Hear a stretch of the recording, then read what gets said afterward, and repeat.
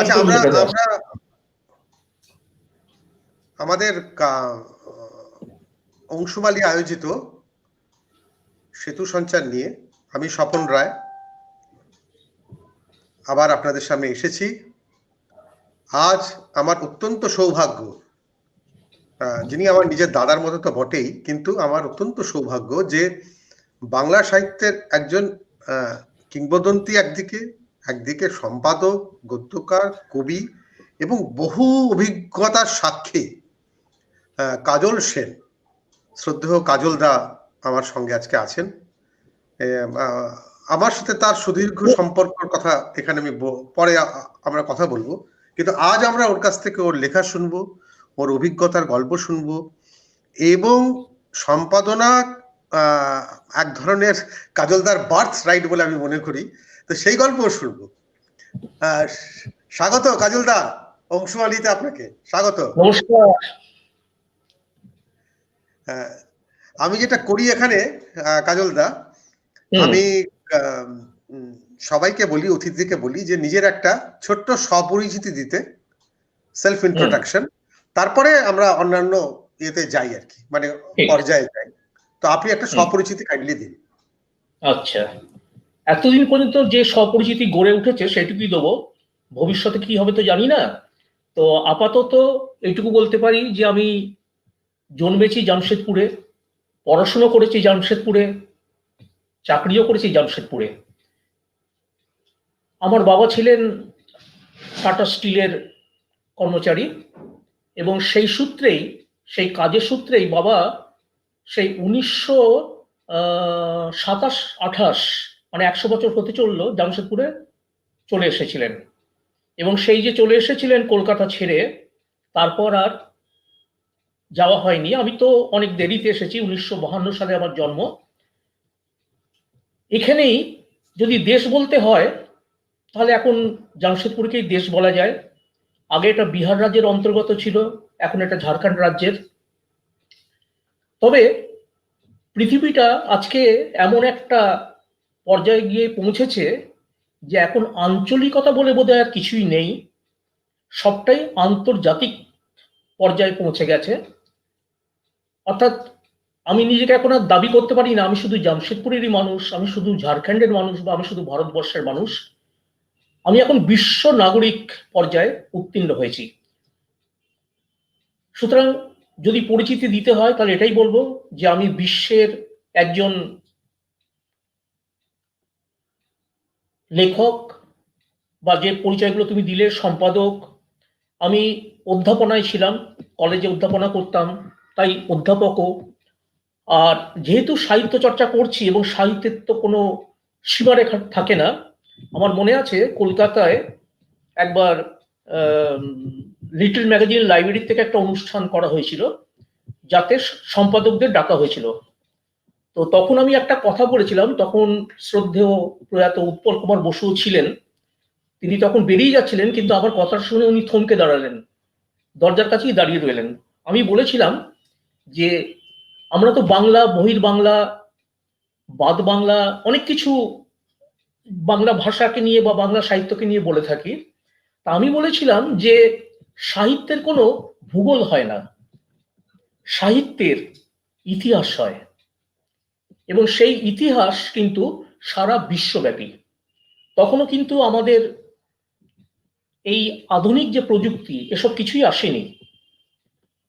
তখন আমাদের ধারণাও ছিল না যে কিভাবে সারা বিশ্বের সাথে নিজেকে যুক্ত করা যায়। আজকে কিন্তু আমরা সেখানে পৌঁছে গেছি, এবং সেই হিসেবে বলতে পারি যে আমি বিশ্ব সাহিত্যের অন্তর্ভুক্ত একজন কর্মী। যেহেতু মাতৃভাষা বাংলা, তাই বাংলাতে সেই চর্চা করছি, কিন্তু আমরা সামগ্রিকভাবে যে যেখানেই থাকুন না কেন, তিনি বিশ্ব সাহিত্যেরই একজন কর্মী বা সেবক। বেশ, উপস্থাপনাটা ভালোই হলো। এবার আমরা কবি কাজল সেনের কিছু কবিতা শুনবো, তারপর অন্যান্য কথায় যাব। কাজলদা কিছু কবিতা বলুন। আচ্ছা,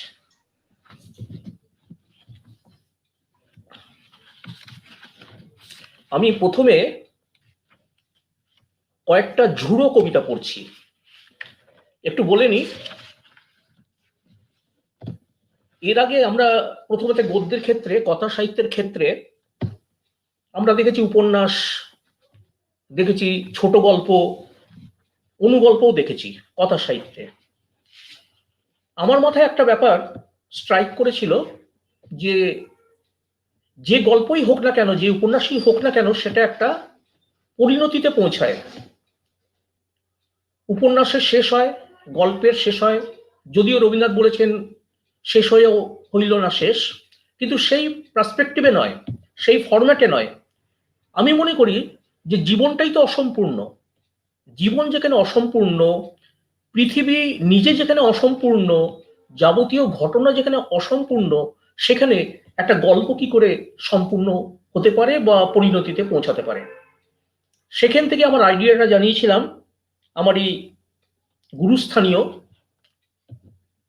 সমীর রায়চৌধুরীকে, এবং সমীরদা আমার এই আইডিয়াটাকে অ্যাকসেপ্ট করেন এবং নামকরণটা উনিই করেছিলেন। প্রথমে গল্প দিয়ে শুরু হয়েছিল, তাই ঝুড়ো গল্প। পরবর্তীকালে আমি সেই একই ভাবনা চিন্তায় কবিতা লিখি, ঝুড়ো কবিতা, এবং সেই ঝুড়ো কবিতার একটি সংকলন আমার প্রকাশিত হয়েছে। তার থেকে আমি প্রথমে 2-3টি কবিতা পড়ে শোনাচ্ছি। একেবারেই নতুন ফরম্যাট, অর্থাৎ অসম্পূর্ণ। আর এখানে বলে রাখি যে এই যে ঝুড়ো ব্যাপারটা, ঝুড়ো অর্থে ঝরে পড়া। তো রবীন্দ্রনাথের একটা লাইন সবাই জানেন যে যে ফুল না ফুটিতে ঝরিল ধরণীতে, যে নদী মরুপথে হারালো ধারা, কোনোটাই কিন্তু ব্যর্থ নয়। অর্থাৎ অসম্পূর্ণতার মধ্যেই সম্পূর্ণতার একটা ইঙ্গিত থাকে, বা অসম্পূর্ণতাই হচ্ছে তার চারিত্রিক বৈশিষ্ট্য। ঝুড়ো কবিতা পড়ি। দুটো মাথা, তিনটে হাত, পাঁচটা পা, একটা অযান্ত্রিক গান ঘুরপথে অট্টহাস্যে। এখানে কেউ কোনোদিন জীবন বাজি ধরেনি, বাজি পোড়ায়নি, ছিন্ন মস্তা হয়নি। একটা টগর ঝরে টুপ, দুটো কলকে ঝরে টুপ টুপ। ওগো কে গো তুমি, ললিতা সুন্দরী, পাছা ভারী, দর্পণে দেখো তোমার মুখ, দর্পণে নয়ন তারায়, পদাবলী কীর্তন আজ অমাবস্যায় সারা রাত। দ্বিতীয় কবিতা পড়ছি। নাম ধরে ডাকে না কেউ, অগা অগা, ভাতে পড়ল মাছি, কোদাল দিয়ে চাঁচি, চ্যাংড়ামিরও একটা সীমা আছে, অসহ্য অবেলায়। সেই যে তুমি আমাকে বলেছিলে আবার দেখা হবে, আমি কোনো সোয়েটার বুনিনি, কাঁসার গ্লাসে ঢেকে রাখিনি পাতকুয়োর জল। বিছানা ডাকছে, বিছানা, রাতের বিছানা, সদ্য পাতা বিছানায় কেন যে এত ইঁদুরের উৎপাত।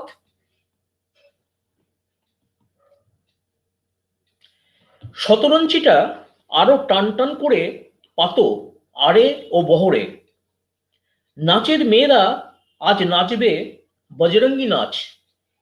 এটা কেমন হলো, তুমি না বলেই গিলে ফেললে আস্ত চমচম। হাট লেগেছে হাট, শনিবারের হাট, মগের মুলুক, তাহলে হাত পা ছড়িয়ে তুমিও শুয়ে পড়ো অনাদির পাশে। আগুন নিয়ে খেলা, একটানা মুক্ত দানা, একটা কাঁপা কাঁপা সুর, 4 হাত গালে রেখে 3 পাত্তি খেলা হবে রাতে, বাঁশ, বাঁশঝাড়, নিয়নের আলো, পলাশি ময়দানে। মোট 128টা আমি ঝুড়ো কবিতা তখন লিখেছিলাম, এবং সেই ঝুড়ো কবিতার সংকলন প্রকাশিত হয়েছিল। আমি জানাই ইতিমধ্যে আমার 6টি কবিতা সংকলন প্রকাশিত হয়েছে। আগামী জানুয়ারিতে আমার 7ম কবিতা সংকলন প্রকাশিত হবে, নীল সন্ন্যাসী। এবং আজকে যিনি সঞ্চালক, আমার থেকে বয়সে ছোট, কিন্তু বডিতে বুদ্ধিতে অনেকটাই এগিয়ে। না না, তিনি এসব এসব তিনি একেবারেই কাজলদার স্নেহ তিনি ভালোবাসার কথা। আমি কাজলদার এই বইয়ের মুখবন্ধ লিখতে পেরে আমি নিজে ধন্য হয়েছি। কাজলদা, অনেক ধন্যবাদ আমাকে সুযোগ দেওয়ার জন্য। এসব বলবেন না দাদা। আচ্ছা, আপনি ঠিক আছে। আপনি আপনি এটা আপনি আপনার কথা বলুন প্লিজ। আচ্ছা, আমি আর দুটো এমনি সাধারণ কবিতা পড়ছি। হ্যাঁ, এটা একটুখানি হয়তো সময় লাগবে, কেন একটু ঝুড়ো কবিতার থেকে তো বড়। কেউ যদি বাজায় মৃদঙ্গ, আস্ত ছায়ায় বসে আছি আমি, যেন বৃক্ষের সব দায় আজ আমারই একার। মেঘের গায়ে চাঁদ, চাঁদের গায়ে লাট খাওয়া আলোর অহেতুক রোশনাই। দুহাত ছড়িয়ে যে মেয়ে বারবার বলে গেছে তার কথা, ঘুমের চৌকাঠে সে দেখেছে অবিরাম জলের ছোট বড় রং। কোথায় সেই নিমচাঁদ আর মধ্যরাতের মাতালের সেই বাজানো সানাই? একটা আনন্দের দরজা খুলে আরো একটা খুশিয়াল চেনা জলছাদ। ছায়া ঠেলতে ঠেলতে তোমারও ছায়ায় আজ নদীর হায় হায় হাওয়া। মনের কথা যদি বলো, মনও তো বরাবর সেই গাছেরই ছায়ায়। এখন উথাল পাতাল শব্দ শুনে যদি কেউ যায় কোনো আমের বাগানে, দুপুরের আড়বোড়া ভেঙে আম পাতা জোড়া জোড়া সম্পর্কের হিসেবি দেওয়ায়, ভালো মন্দ মেয়েদের নানা উপাখ্যান, সে সবই তো রগরেরই কথা। কে না জানে তাপ বিনিময়ের খেলায় কেউ যদি বাজায় মৃদঙ্গ, তোমাকে তুলতেই হবে দোতারায় সুর। আমি বলি, এটা আমার দলছুট এক স্বপ্ন ঠগ এই কবিতা সংকলন থেকে পড়লাম, এবং এই কবিতা সংকলনের ভূমিকা লিখেছিলেন আমার অত্যন্ত প্রিয় শ্রদ্ধেয় মানুষ, আজ প্রয়াত বারিন ঘোষাল। আর একটা পড়ে আমি এখন আপাতত কবিতা পড়া থেকে একটু রিয়াস আয়েশা আয়েশা ডাকে। এটা হচ্ছে বাজে শুধু ষাটের বোতাম এই কবিতা সংকলন থেকে। হকতার কোনো মার নেই। এই যে ভোরবেলায় উঠে ফুল পাতা তোলা, একটা নতুন সকাল হুমড়ি খেয়ে পড়ার আগেই গলা সেধে নেওয়া। টুং বললেও চলে, না হলেতেও কত শব্দই বাজে। সোহাগী খেলায় উড়ে যায় মাছেরা হাঁসেরা, কৌটোয় সারি সারি আসন পেতে বসে বসে একটা মাত্র ক্লিক। আয়েশা আয়েশা ডাকে, একটা দিন চলে যায়, একটা রাত চলে যায়। উপচানো রঙিন ঠেলতে ঠেলতে আরো কত দিন, আরো কত রাত। সোজাসুজি চলা বড় দায়, চলন সোজা রাখতে গিয়ে বেঁকে যায় উঠোনের কোণ। সোজা কথার মানে যে এই রকম, তা কারো হাজার বোঝানো, অযুত বোঝানো। ছড়িয়ে যাচ্ছে জল, জলে উঠছে ছলাৎ, এভাবেই চলকে ওঠে দুধ। কি যে হয়, কি যে হয়, সম্ভবপর কোনো দিন প্রাণেও জেগে ওঠে ছলাৎ। স্কাই শপে ইদানিং বড় বেশি ভিড়, জন্মদিনে মৃত্যুদিনে হাওয়া খেলা করে। নতুন ভঙ্গিমায় ছবি তুললে সে ছবিও অসামান্য কিছু। যখন শব্দের বোঝাপড়া চলছে, উদ্বেগ বেয়ে উঠে আসছে বিনিময়ের জড়াজড়ি সম্পর্ক, কেউ তো ভাবছে ঘন্টি বাজালেই এবার দুপুরের আহার। পিচ রাস্তায় অনেকটা হেঁটে লাল টালির ছাদ, সবুজ বাগান, সাদা বাড়ি। এখন এই সমস্ত বর্ষা জুড়ে গেরস্থালির সুখ আর সুখের গেরস্থালি।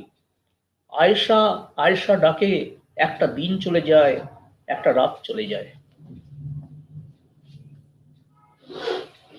বেশ, আমরা কবিতা শুনলাম কাজলদার। এবারে বলি যে কাজলদা দীর্ঘ সময় ধরে জামশেদপুর থেকে, এটা যারা বাংলা কবিতা সাহিত্য সেবা করেন বা লেখেন কবিতা, গল্প, উপন্যাস তারা সবাই জানেন কালীমাটি পত্রিকার কথা এবং কালীমাটি অনলাইনের কথা, ওয়েব পত্রিকার কথা। আমি কাজলদা এবং কাজলদার, আমি আগে বলেছিলাম যে কাজলদার বার্থ রাইট সম্পাদনা, এটা কেন বলেছিলাম এ প্রসঙ্গ কাজলদা বলবেন, এবং কাজলদার সম্পাদক জীবনের কথাও কাজলদা যদি বলেন আমাদের ভালো লাগবে। প্লিজ কাজলদা।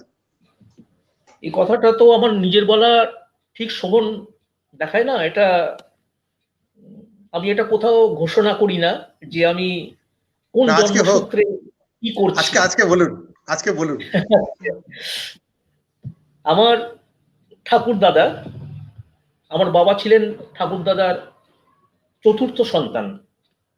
আমার বাবা, কাকারা, জ্যাঠারা সবাই মিলে 7 ভাই ছিলেন, বাবা চতুর্থ। সেই বাবার আমি তৃতীয় সন্তান। তা আমার ঠাকুরদা, যিনি সাহিত্য জগতে অত্যন্ত সুপরিচিত এবং সম্পাদক হিসেবেও তাই, জলধর সেন, যিনি সম্পাদক জীবনের 7টি পত্রিকা সম্পাদনা করেছেন। তার প্রথমটি ছিল গ্রাম বার্তা প্রকাশিকা, যেটা আমাদের এখন বলবো দেশের বাড়ি, এখন বলতে হয় তথাকথিত দেশের বাড়ি, সেই কুষ্টিয়ার কুমারখালী, যেটা লালন ফকিরের জায়গা, যেটা কাঙাল হরিনাথের জায়গা, সেই কাঙাল হরিনাথেরই শিষ্য ছিলেন আমার দাদু।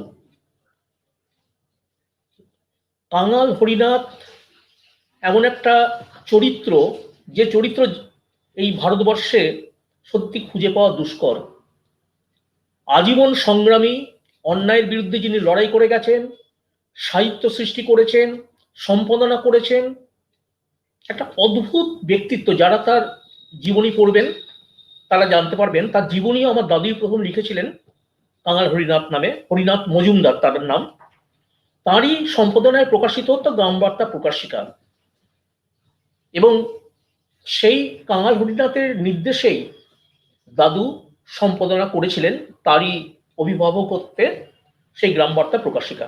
আপনারা শুনে অবাক হবেন যে এখনো পর্যন্ত সেই গ্রাম বার্তা প্রকাশিকার যে প্রেস, যেখানে বসে স্বয়ং কাঙাল হরিনাথ পত্রিকা বা সংবাদপত্র সম্পাদনা করতেন, আমার দাদুও করেছেন, সেটা আজও অক্ষত আছে। তার নাতবউ সেটাকে সুন্দরভাবে যেমন অবস্থানে ছিল সেভাবে রেখে দিয়েছেন। যদি কেউ বাংলাদেশে যান, আমার নিজের এখনো যাওয়া হয়নি, তারা সবাই দেখে আসেন যে একটা ঐতিহাসিক প্রেস। এবং সেখান থেকেই, এখানে যদি উল্লেখ করা যায় যে রবীন্দ্রনাথের বা ঠাকুর পরিবারের জমিদারির বিরুদ্ধে সেই সময় যিনি আন্দোলন গড়ে তুলেছিলেন, আমি জমিদারির কথা বলছি কিন্তু, কেন জমিদারি ব্যবস্থা জানেন যে তার মধ্যে অনেক রকম ব্যাপার থাকে, শাসন, শোষণ ইত্যাদি। তার বিরুদ্ধে আওয়াজ তুলেছিলেন কাঙাল হরিনাথ, এবং আজকের দিনে গবেষণা করে সেইগুলো আমরা জানতে পাচ্ছি যে কি প্রবল ব্যক্তিত্ব ছিলেন। যাই হোক, পরবর্তীকালে আসল তার জীবনে একটা ট্র্যাজেডি ঘটে। ট্র্যাজেডিটা হচ্ছে এই, সেখানে থাকতেই তার প্রথম যে বিয়ে হয়, বিয়ের মাত্র সন্তান হয়, একটি কন্যা সন্তান হয়েছিল। কিন্তু জীবনের এমনই একটা পরিহাস যে মাত্র 3 মাসের মধ্যে, কি আরেকটু হয়তো বেশি স্প্যানের মধ্যে, তার স্ত্রী মারা গেলেন, তার কন্যা মারা গেলেন, এবং তার মাও মারা গেলেন। এইরকম, তখন তিনি শিক্ষকতা করছিলেন সেই কুমারখালী গ্রামে, কুষ্টিয়ার কুমারখালীতে। তখন তার জীবনের প্রতি এতটাই বীতশ্রদ্ধ হয়ে পড়েন যে তিনি সবকিছু ছেড়ে চলে গেছিলেন দেরাদুন। একেবারে ফকির হয়ে গেছিলেন। দেরাদুনে গিয়ে তিনি একজন মানুষের সাক্ষাৎ পান, যিনি তার ইংরেজি মিডিয়াম স্কুলে দাদুকে শিক্ষক হিসেবে রেখেছিলেন, এবং সেখানে দাদু ইংরেজি এবং ম্যাথমেটিক্স পড়াতেন। কিন্তু তার মনে তো তখন এসে গেছে বৈরাগ্য, তাই তিনি বেশি দিন সেখানে থাকলেন না। তিনি বেরিয়ে পড়লেন আজকের হিমালয় নয়, সেই যুগের হিমালয়, যখন পায়ে হাঁটার পথও ছিল না। এবং সেইভাবে চলতে চলতে তার সাথে আরেকজন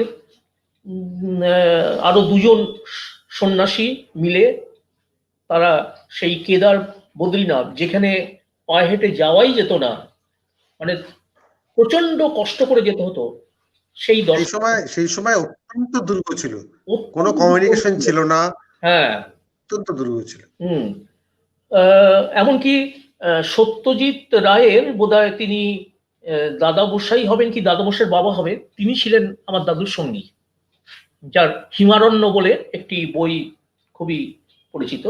এখানে একটা কথা, এখানে যখন প্রসঙ্গটা এসেই গেল তখন উল্লেখ করি যে সেই সময় কলকাতায় ব্রাহ্ম সমাজের একটা আন্দোলন চলছে, মানুষকে নাড়া দিচ্ছে তাদের ভাবনা, তাদের আদর্শ, ধর্ম সম্পর্কীয় তাদের ধারণা।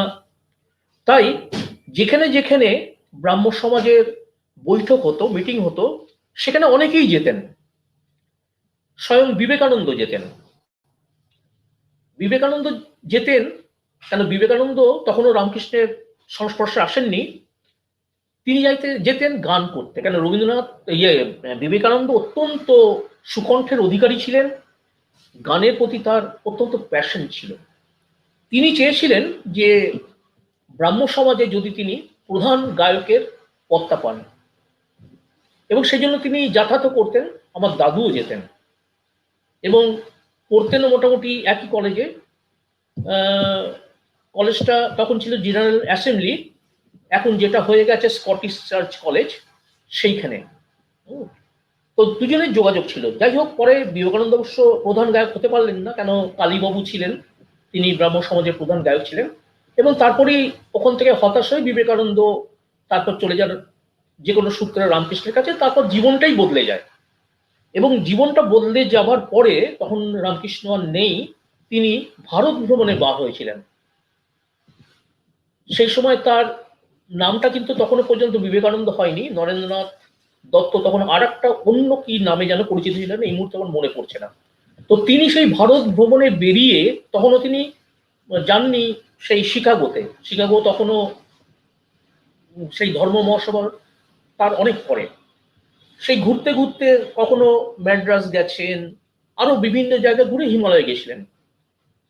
তো দাদু সেই বর্ণনা করছেন, উনি টাউন হলে, কলকাতার টাউন হলে একবার এই ঘটনাটা বলেছিলেন কোনো একটা সূত্রে, এমনিতে বলতেন না, সেদিন বলেছিলেন যে তিনি যখন এসেছেন তার ধর্মশালায়, দেখেন একজন সাধু, সাধুর বেশের, তারই বয়সী একজন, অজ্ঞান বলবো না কিন্তু প্রায় অজ্ঞান হয়ে পড়ে আছেন। তার একটা সাংঘাতিক রকমের মানে জ্বর বা কিছু একটা এসেছে। দাদু চিনতে পারলেন, তিনি অবশ্য ঘোরের মধ্যে, বিবেকানন্দ তখন ঘোরের মধ্যে ছিলেন, দাদু চিনতে পারলেন এবং মুহূর্তে তিনি বেরিয়ে গেলেন এবং সেই জঙ্গল থেকে সেই সমস্ত লতা পাতা মানে এগুলো তিনি জেনেছিলেন ওই পাহাড়ে থাকার সময়, সেগুলো নিয়ে এসে তাকে রস করে খাইয়েছিলেন। এবং সেই দিনটি যদি দাদু না থাকতেন এবং এই ঘটনাটা যদি না ঘটতো, তাহলে আমি বলা তো যায় না, শোভনও নয় যে বিবেকানন্দকে আমরা তারপর আর পেতাম কি না। একটা লাইফ সেভিং এর ব্যাপার সেটা ঘটেছিল, এবং সেই বিবেকানন্দ আজকে আমাদের কাছে নমস্য প্রণম্য একটা আলোর দিকদর্শক। তো যাই হোক, সেই দাদু তারপর ফিরে আসেন কলকাতায় এসে তারপর সমাজপতি, কি সমাজপতি, বিদ্যাসাগরের ভাইপো, আমার খালি সুকুমার সমাজপতি মনে পড়ছে, তিনি তো ফুটবলার ছিলেন। কি সমাজপতি মনে পড়ছে, সাহিত্য পত্রিকার সম্পাদক। ঠিক আছে, আমরা হবে, আপনি এগিয়ে যান, পরে হয়তো মনে পড়বে। উনি বিখ্যাত সাহিত্য পত্রিকার সম্পাদক ছিলেন, তারই কাছে আশ্রয় নিলেন এবং সেখান থেকে তিনি সাহিত্য পত্রিকা, সুরেশচন্দ্র সমাজপতি, সুরেশচন্দ্র সমাজপতি, হ্যাঁ ওই যার জন্য সুকুমার সমাজপতি মনে হচ্ছে, ফুটবলার। আচ্ছা যাই হোক, তো সেখান থেকে আবার তার সেকেন্ড ইনিংস শুরু হলো, এবং তারপর তিনি আবার সংসার করেছিলেন এবং বিভিন্ন পত্রিকা, বসুমতীতে তিনি কাজ করেছেন, হিতবাদীতে তিনি মানে সম্পাদক ছিলেন, সুলভ সমাচারে ছিলেন, এরকম অনেকগুলো, আরেকটা বঙ্গ দর্শন নয় আরেকটা কি ছিল, এগুলো করার পরে তখন ভারতবর্ষ পত্রিকা প্রকাশের আয়োজন চলছে। গুরুদাস চট্টোপাধ্যায় অ্যান্ড সান্স, এখন বর্তমানে এখনো বোধহয় আছে ওদের ইয়ে, তো তারা সেই ভারতবর্ষ পত্রিকা প্রকাশের আয়োজন করেন এবং ডিএল রায় মানে দ্বিজেন্দ্র লাল রায়কে তারা সম্পাদক করেছিলেন। আর পত্রিকাটা ছাপতে দিয়েছিলেন প্যারাগন প্রেসে, যে প্রেসের তখন কর্ণধার ছিলেন, কর্ণধার মানে ম্যানেজার ছিলেন দাদু। সেই চলছে, নিয়ে প্রুফ পাঠানো হয়েছিল ডিএল রায়ের কাছে, কিন্তু সেই ভাগ্যের পরিহাস, ওই প্রুফ দেখতে দেখতে এই ডিএল রায় প্রয়াত হয়েছিলেন। তখন তোড়জোড় বাঁধল যে এবার কাকে তাহলে দেওয়া যায়। তখন আরেকজন ছিলেন অমূল্যচরণ বিদ্যাভূষণ, অমূল্যচরণ বিদ্যাভূষণ আর দ্বিজেন্দ্রলাল রায়। তো অমূল রায় বিদ্যাভূষণ আর তখন সেই গুরুদাস চট্টোপাধ্যায় দাদুকেই বসিয়ে দিলেন ওই জায়গায়। তো সেই আবার অমূল্যচরণ বিদ্যাভূষণও আমাদের আত্মীয়তার মধ্যে পড়েন, কারণ আমার বড় জ্যাঠামশাইয়ের সাথে অমূল্যচরণ বিদ্যাভূষণের মেয়ের বিয়ে হয়, আমার বড় জেঠিমা তার মেয়ে। এবং সে তারপর তো ভারতবর্ষের একটা ইতিহাস, তিনি একদিকে সাহিত্যিক, একদিকে সম্পাদক, এবং আমৃত্যু তিনি ভারতবর্ষের সম্পাদক ছিলেন। এবং সেই যুগে ভারতবর্ষ প্রবাসী এই দুটি প্রধান বাণিজ্যিক পত্রিকা ছিল।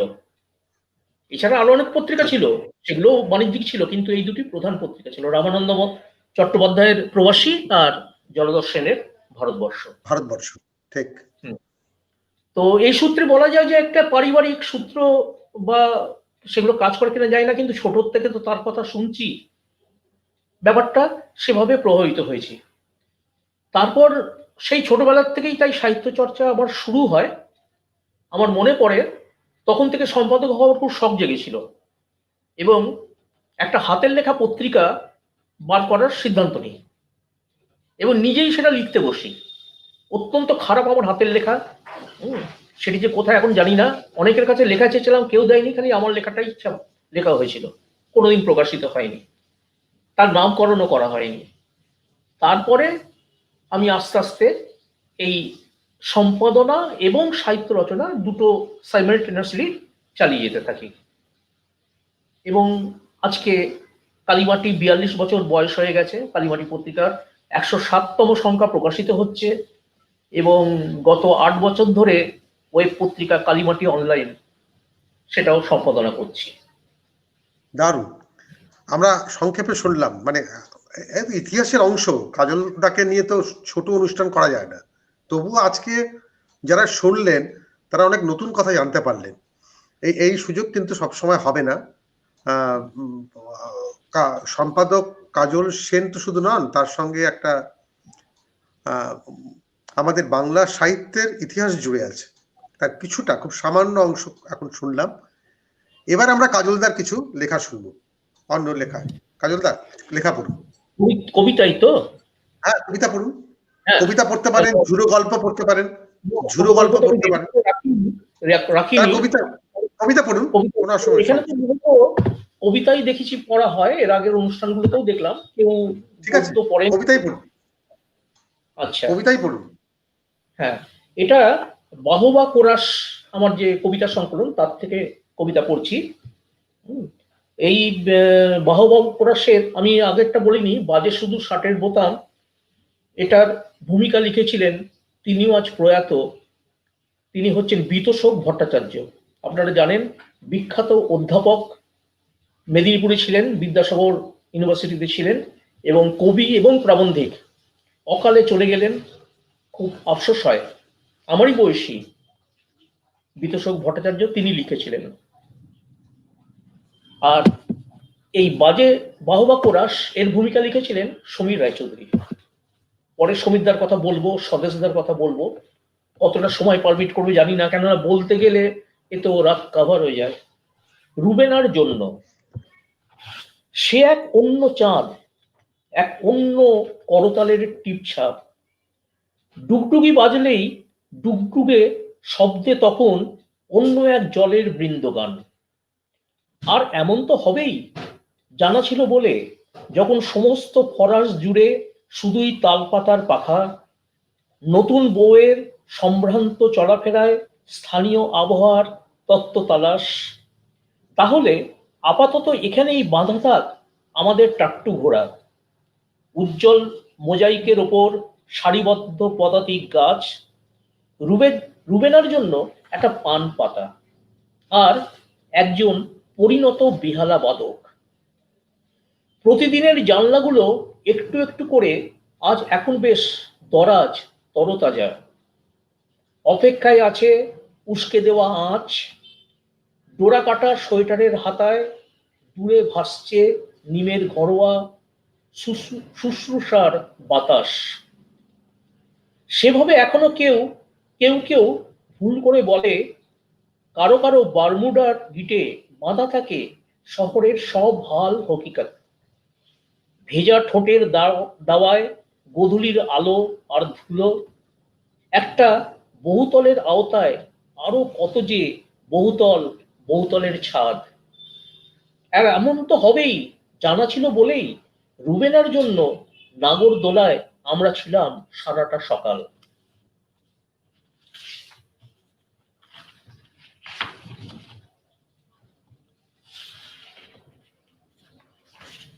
আজ এই নীল ছায়া মেঘে, লোকালয় ছাড়িয়ে মানুষের ঢল আজ এই নীল ছায়া মেঘে। তখন ছিল ছুটির দিন, লাল নীল ঘুড়ি উড়িয়ে ভোকাট্টার দিন। বেনিয়মে কত লুডোই যে খেলে গেল ধারাপাতের লাটাই। একটা সাইরেন বেজেছিল উড়ুক্কু জাহাজে, একটা দুটো পায়ে হাউই সেদিয়েছিল প্রসাধনী বুকে।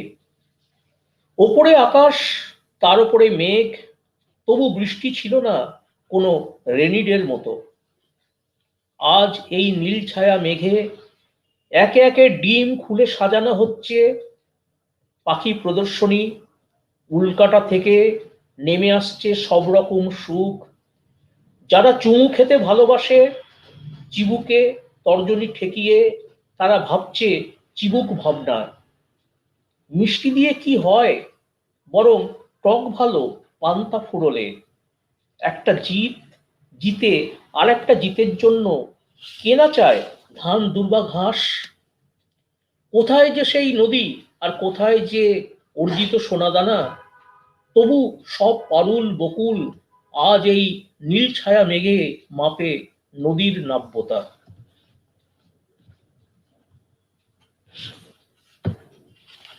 আর কি পড়বো? হ্যাঁ, আরেকটা পড়ুন। আচ্ছা, এটা করছি আমার একদম প্রথম যে কবিতা সংকলন, এই তিনটি রাস্তা শব্দের হারমোনিয়াম, স্বদেশ সেনের পায়ের তলায় বসে এই কবিতাগুলো লেখা।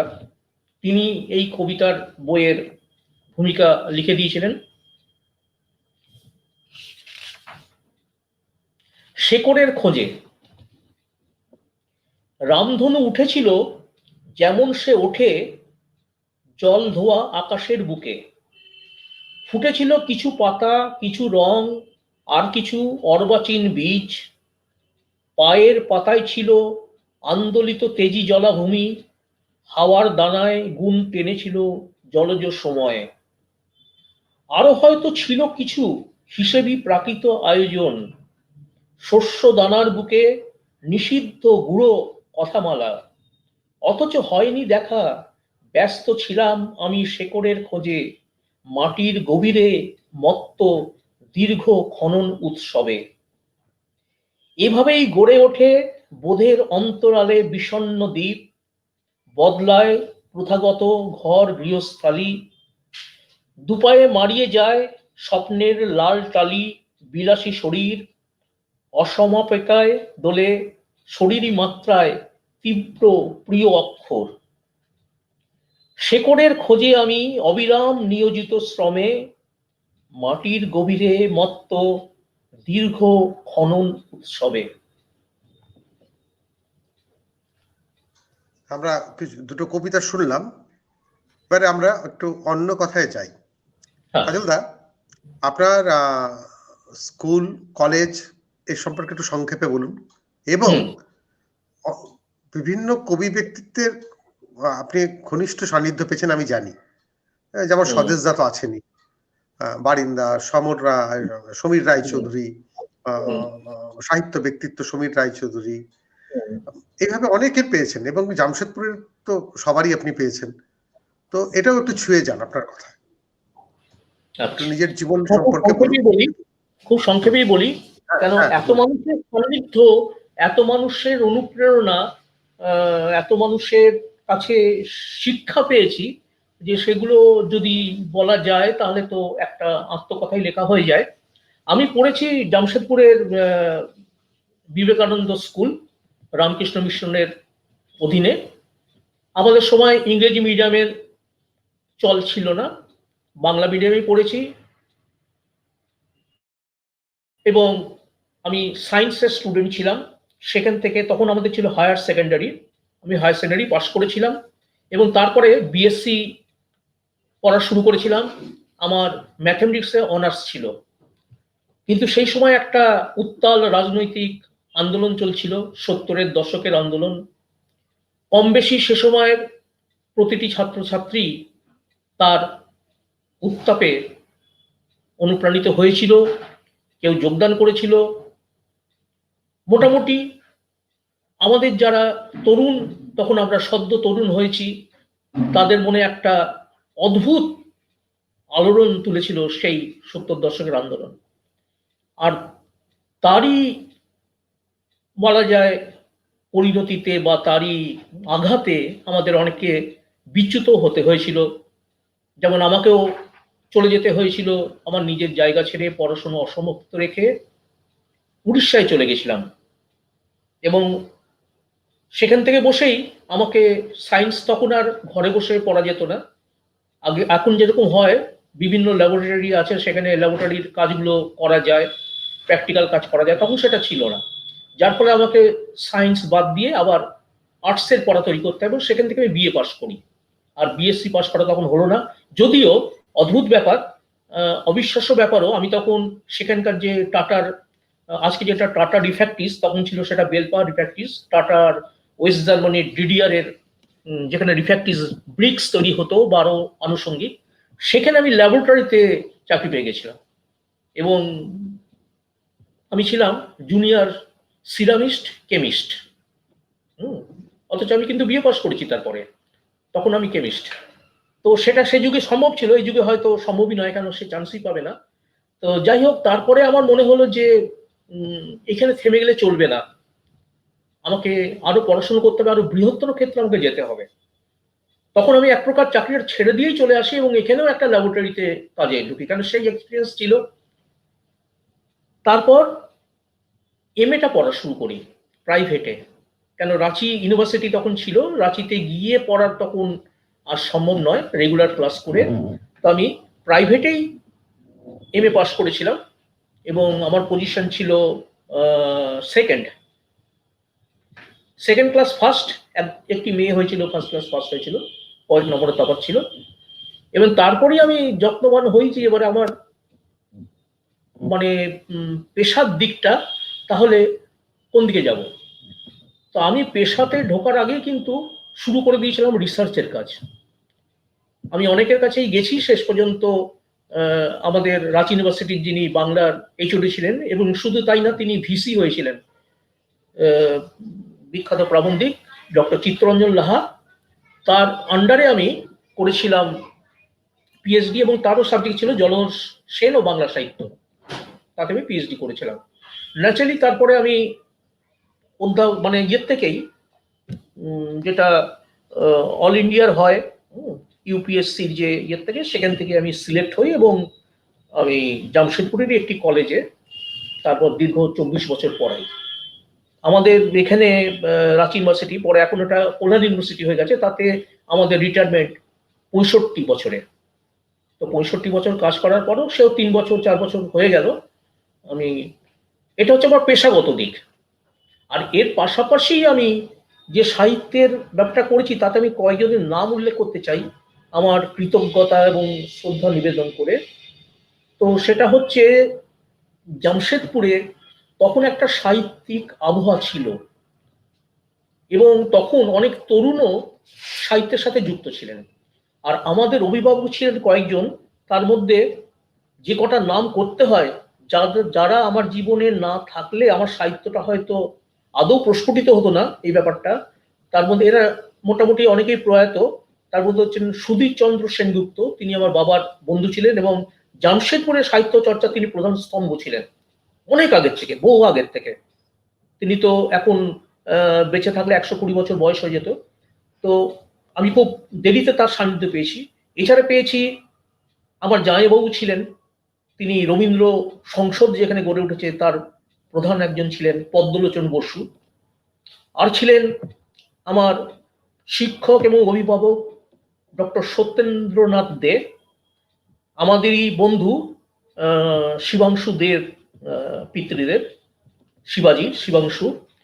তার কাছে আমি এম এ ক্লাস করেছি এবং তিনি অত্যন্ত ভালোবাসতেন, এর সবারই স্নেহ পেয়েছি। আরেকজন ছিলেন গোপাল হরি বন্দ্যোপাধ্যায়। এরা জামশেদপুরকে মানে সাহিত্য সংস্কৃতিতে মানে উজ্জ্বল করে রেখেছিলেন এবং ওদেরই সংস্পর্শে থেকে সাহিত্যের প্রথম পাঠটা ঘটেছিল। এর সাথে আরো দুটো নাম, যে দুটো নাম না বললে মানে অসম্পূর্ণ হয়ে যায়, সে হচ্ছেন, এক হচ্ছেন ডক্টর প্রণব মিত্র, অধ্যাপক প্রণব মিত্র, অসম্ভব গুণী মানুষ ছিলেন। এখন অনেক বয়স হয়ে গেছে, এখন তিনি কোথায় আছেন বা কিভাবে আছেন আমার সত্যি জানা নেই, কেন কোনো যোগাযোগ নেই, উনি চলে গেছিলেন জামশেদপুর ছেড়ে। আরেকজন হচ্ছেন প্রয়াত প্রভাকর মুখোপাধ্যায়, যাকে সবাই এখানে চেনেন জরিদা নামে। আশ্চর্য পণ্ডিত মানুষেরা, আশ্চর্য রকম এদের কি বলবো সাংগঠনিক ক্ষমতা, এরাই জামশেদপুরকে শিক্ষিত করেছিলেন। আরো অনেক মানুষ আছেন, নাম বললে প্রচুর পড়তে হয়। আর স্বদেশ সেনের পরে আমি যখন, এইটা ছিল আমার প্রাথমিক স্টেজ, ফার্স্ট মানে প্রাইমারি স্টেজ। এরপর যেখান থেকে আমার প্রকৃত কবিতা চর্চা শুরু, সেখানে আমি পেলাম স্বদেশদাকে। স্বদেশদাই আমার গাইড বলা যাবে, আমার শিক্ষক বলা যাবে, আমার অভিভাবক বলা যাবে। তিনি আমার পিতৃস্থানীয়, আমি স্বদেশদা বলেই বলতাম, তিনি আমার পিতৃস্থানীয়ই। এবং একটা অদ্ভুত গুণের মানুষ, যিনি কোনোদিন নিজেকে প্রচার করেননি, প্রকাশ করেননি, তিনি নিজেকে সবসময় অন্তরালে রেখেছেন। মানে মাত্র আমি একটা বই কালীমাটি প্রকাশন থেকে প্রকাশ করেছিলাম, তার আগে মাত্র দুটো বই প্রকাশিত হয়েছিল, 3টে বই তার মাত্র।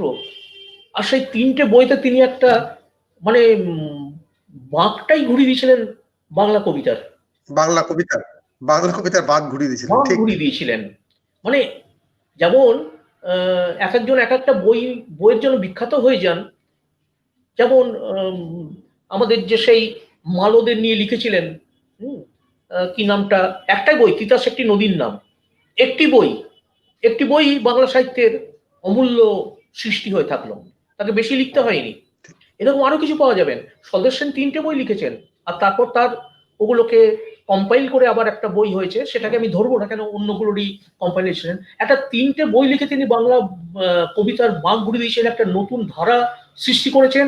এবং অজস্র, আমার মতো অজস্র যারা তরুণ, তখন তরুণ ছিলাম, বাংলা কবিতায় নিজেকে প্রকাশ করতে চাইছে, তারা তাকে অনুসরণ করেছে।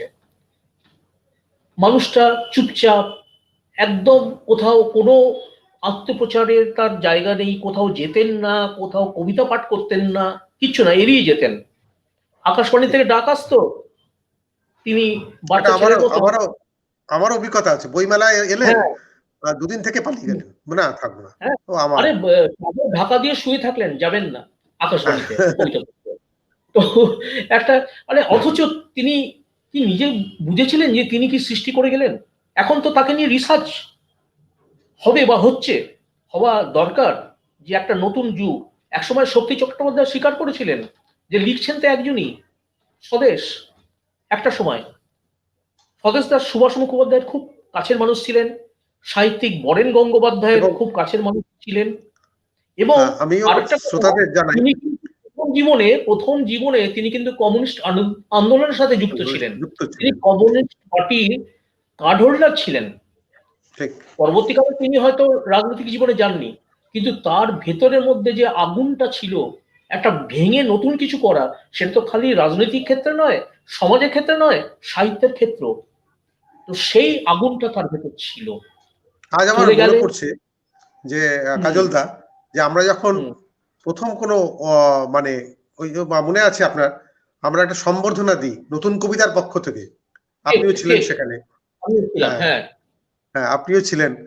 তারপরেও আপনার হুম। সাথে গেছি স্বদেশদার ওখানে, বারিন্দা তো থাকতোই। এবং হ্যাঁ। সবাইকে জানাই, কাজলদার সঙ্গে আমার সাক্ষাৎ আলাপ ওই আরেকজন মানুষ বারিন্দার সৌজন্যে। হুম। বারিন্দায় কাজলদাকে আমরা গেলেই বারিন্দার প্রথম কল যেত কাজলদার কাছে, কাজল স্বপনরা এসছে, চলে হ্যাঁ। এসো। হ্যাঁ। হ্যাঁ। এই এই আবহাওয়াটা আরেকটা- জামশেদপুরের ছিল, এই আবহাওয়াটা এই জামশেদপুরের আরেকজন ছিল। মানুষ বারিন্দা, একটা, ইনি একজন আশ্চর্য মানুষ। ঠিক। বারিন্দা তিনি নিজের মতো করে সৃষ্টি করেছেন, সারা জীবন ধরে করেছেন, আজীবন করেছেন, কিন্তু তিনি কারুর ওপর কখনোই সেটা চাপিয়ে দিতে চাননি। একেবারে। আমরা যারা সেভাবে তাকে অনুসরণ করিনি, আমরা কিন্তু বারবার তার কাছেই ছুটে গেছি। আমি তার স্টাইল, এটাই, এটাই ঠিক। ভাষাটাকে, আমরা কিন্তু সেটাকে আত্মস্থ করিনি। আমি বারিন্দার স্টাইলে কখনো কবিতা লিখিনি, অথচ কবিতা লিখতে গেলে প্রথম আমি স্বদেশদা এবং বারিন্দার কাছে যেতাম। একেবারে এই বারিন্দাও একই জিনিস করতো, যে কবিতা লিখতে হলে এখন যদি কবিতা লিখতে চাস স্বদেশদাকে হুম। পড়। হ্যাঁ। বারিন্দা হ্যাঁ। স্বদেশদার কিন্তু মতো লিখতে পারবে, কিন্তু যদি পড়তে চাস তাহলে স্বদেশদাকে পড়। স্বদেশদা ছাড়া যারা হুম। স্বদেশ সেন পড়েনি তাদেরকে আমি অশিক্ষিত মনে করি, এই কথা হ্যাঁ। বলছিল বারিন্দা। হুম। এবং তো যাই হোক, এই মানে এই বারিন্দাকে এত না সব, পড়ে কিন্তু যে যাই লিখুক না কেন, বারিন্দাকে না পড়লে কিন্তু চলবে না। না না, বারিন্দার যে সৃষ্টি, সেটা একেবারেই আলাদা সৃষ্টি, যেটাকে কেউ অনুকরণ করতে পারে না। একটা সময় কবিতা, ক্যাম্পাস, তোমাদের নতুন কবিতা বা ধীমানের ভিন্নমুখ, এরা সবাই বারিন্দারই শিষ্য বলা যায়, বারিন্দাকে হ্যাঁ, অনুসরণ করেছে। ভাবশিষ্য তো কিন্তু বটেই, বারিন্দার ভাবশিষ্য তো মতো বটেই। কবিতা হয়নি, বারিন্দার কবিতাটাই একটা আলাদা মাত্রা, ওই স্বদেশ সেনের একেবারে। মতোই। হ্যাঁ। তবে স্বদেশ সেনকে বা- অনুসরণ করা যায়, বারিন্দাকে অনুসরণ করা যায় না। তার উচ্চতাটা এখানেই। হ্যাঁ। এবং সেটা ক্রম আবিষ্কৃত হতে থাকবে। ঠিক। এই সুযোগে আমি একটা কথা বলি, যে যেটা আমার প্রাণের মধ্যে গেঁথে গেছে, সেটা হচ্ছে, আমি প্রায় দিনই কলেজ যাওয়ার পথে বা আসার পথে ঢুকে পড়তাম। তখন তিনি কেবল টাউনে থাকতেন, তার কোয়ার্টার্সে। তিনি তো রিটায়ার্ড, ঘরেই থাকেন। আর আমি গেলে যে কি খুশি হতেন আমি দেখেছি। মানুষটা অদ্ভুত রকম শিশুর একটা সারল্য, আরে কাজল এসছে, কাজল এসছে, চা করো। হ্যাঁ। এবং মজার ব্যাপার, তিনি আমার পিতৃসম, কিন্তু আমাকে বলবে সিগারেট দাও, সিগারেট খেতাম বসে বসে। তো আমি একবার স্বদেশদাকে মানে জিজ্ঞেস করেছিলাম যে আমার কবিতাগুলো কেমন হচ্ছে। তখন একটা মোক্ষম কথা বলেছিলেন, যে কাজল তুমি ভালো কবিতা লিখছো, কিন্তু সেটা শেষ কথা নয়। ভালো কবিতা অনেকেই লেখে, নতুন কিছু লিখছো কি? যদি নতুন কিছু লিখতে পারো তাহলেই বলতে হয় যে তুমি লিখছো। ঠিক। শুধু ভালো কবিতায় কিছু যায় আসে না।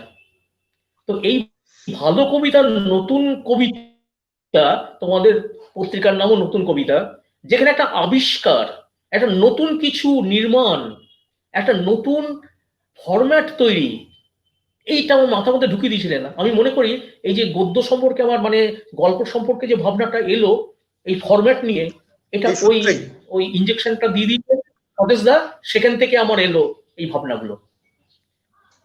শ্রোতা আর যারা এরপরে তো শুনছেন, আরেকজনের আরেকজনের কথা এই সুযোগে না বললে হয়তো সময় থাকবে না। বলুন, তিনি হচ্ছেন বলুন। সমীর রায়চৌধুরী।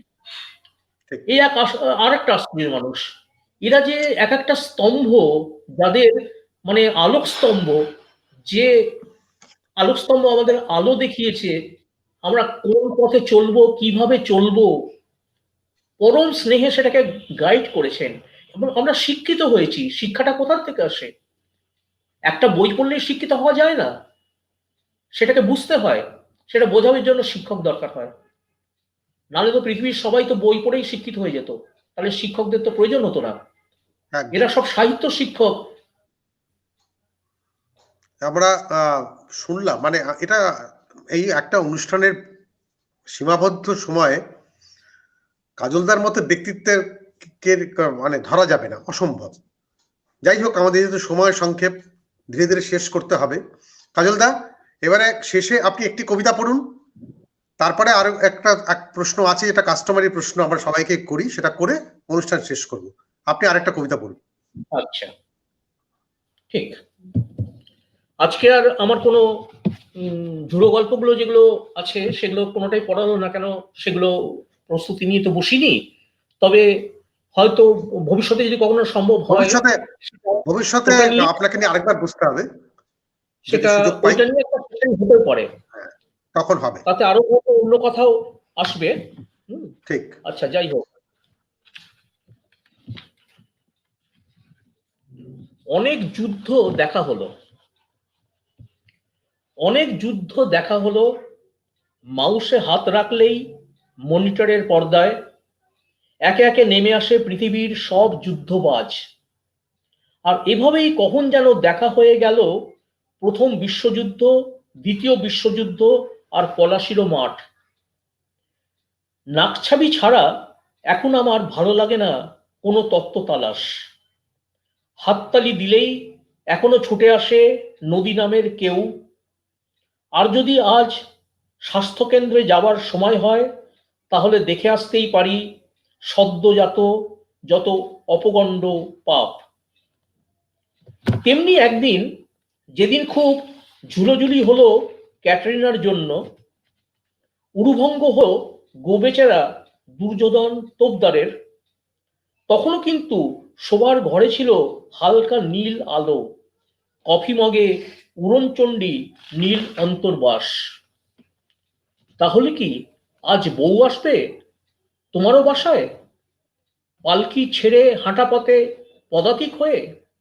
সোনা আমার সোনা, আদরের সোনা, আমি বলি কি, নিজেকে ভাগাড়ে ফেলার আগে আরো একবার অন্তত টেনে টুনে যুদ্ধ করে যাও। বেশ, আমরা কিছুটা আলোচনা করলাম, কিছু কবিতা শুনলাম। আমি আগেই বলেছি কাজলদাকে নিয়ে সময় এতটাই কম, তাও দেখতে দেখতে প্রায় 1 ঘন্টা হতে ছিল, 52 মিনিট হয়ে গেল, কিন্তু আরো 1 ঘন্টা পেলে হয়তো ভালো হতো। যাই হোক, সেই সময়ের সুযোগ নেই, আজকে শেষ করতে হবে। কাজলদা, আমি সবাইকেই একটা প্রশ্ন করি, শেষ প্রশ্ন, যে রাষ্ট্র যদি কখনো আপনাকে নির্বাসিত করে এবং 3টে মাত্র বই নেওয়ার অনুমতি দেয়, আপনি কোন 3টে বই সঙ্গে নেবেন? খুব কঠিন প্রশ্ন, এটা তো খুবই কঠিন প্রশ্ন। 3টে? ওরে বাপরে, এটা কখনো ভেবেও দেখিনি যে কোন 3টে বই নিয়ে আমি। তবুও এটা হতে পারে আপনার, মানে যারা মানে আপনার পছন্দ, মানে ক্লাসিক্যাল হতে পারে, এখনকার হতে পারে, যা ইচ্ছে, বিদেশি বই হতে পারে, বিদেশি ভাষার। দেখো, রবীন্দ্রনাথ তো আমাদের প্রত্যেকটি ধমনীতে আছেন। ঠিক। রবীন্দ্রনাথ এত বেশি লিখেছেন, কোনটা ছেড়ে কোনটা নেবো, আমার পুরো লাইব্রেরিটা উঠে নিয়ে যেতে হবে, কিছু করার নেই। রবীন্দ্রনাথ প্রথম আলোকবর্তিকা আমাদের। তাহলে 1 নম্বরে রবীন্দ্রনাথের এক একটা লাইন আমাকে জীবনটাকে বুঝতে সাহায্য করে। তার এক আমি এভাবে রাখি যে রবীন্দ্রনাথের রবীন্দ্র রচনাবলী নেক্সট। আচ্ছা, নেক্সট যদি নিতে হয় পুতুল নাচের ইতিকথা, মানিক বন্দ্যোপাধ্যায়। আর সতীনাথ ভাদুরী ঢোড়াই চরিত মানুষ। গ্রেট, হয়ে গেল 3টে বই। আমি এগুলো একাধিকবার পড়েছি, একাধিকবার পড়তে হয়েছে, পেয়েছি। আর একটা বলতেই হয়, রবীন্দ্রনাথকে যদি নিতে হয় তাহলে গোড়া নেবো। বেশ, গোড়াটা আমি মহাকাব্য বলে মনে করি, এপিক। আর আমি সবশেষে ধন্যবাদ জানাই অংশুমালীর এই অনুষ্ঠানকে, স্বপনকে, এবং যিনি মূল কর্ণধার, আমি নামটা ঠিক জোবায়েন সন্ধি। হ্যাঁ, উনি আমাকে আজকে শুভেচ্ছা জানিয়েছেন মেসেজে। তো তার এই যে ভাবনা, এই যে পরিকল্পনা, এটা সত্যি আমাদের ঋদ্ধ করছে, আমরা সমৃদ্ধ হচ্ছি। এবং পরস্পরকে জানার সুযোগ পাচ্ছি। অনেক আমার ধন্যবাদ কাজলদা। আজকে কৃতজ্ঞতা আমাদের জানাই। সঙ্গে ছিলেন সমরেন্দ্র বিশ্বাস, পঙ্কজ দাস, দিশারি মুখোপাধ্যায়। এরা সবাই আপনাকে শুভেচ্ছা জানিয়েছে। দিশারি লিখেছে, অনন্য কাজলদা, সুন্দর আপনার মতে সুন্দর হতে চায়। সমরেন্দ্র বিশ্বাস লিখছেন, শ্রদ্ধেয় জলধর সেনের সার্থক উত্তরাধিকার কাজল সেন, প্রিয় সাহিত্যিক, অগ্রজ বন্ধু ও কালিমাটির সম্পাদককে জানাই আমার আন্তরিক অভিনন্দন। পঙ্কজ দাস লিখছেন, সুন্দর বলছেন, ঠিক আপনি বিশ্ব নাগরিক, অধ্যাপক ও লেখক। তো এই সবার শুভেচ্ছা আমাদের সঙ্গে থাকলো। এটা রেকর্ডেড অবস্থাতে পাওয়া যাবে এবং সবাই শুনুন। আজকের অত্যন্ত গুরুত্বপূর্ণ এই আলোচনা ছিল। আমরা আজকের মতো এখানেই বিদায় নেব। কাজলদা, আপনি ভালো থাকুন, সুস্থ থাকুন সপরিবারে। আগামী সোমবার আমার সঙ্গে থাকবেন তরুণ কবি রাহেবুল। আবার সোমবার দেখা হবে। আজকের মতো বিদায়, নমস্কার। সবাইকে শুভেচ্ছা, ধন্যবাদ।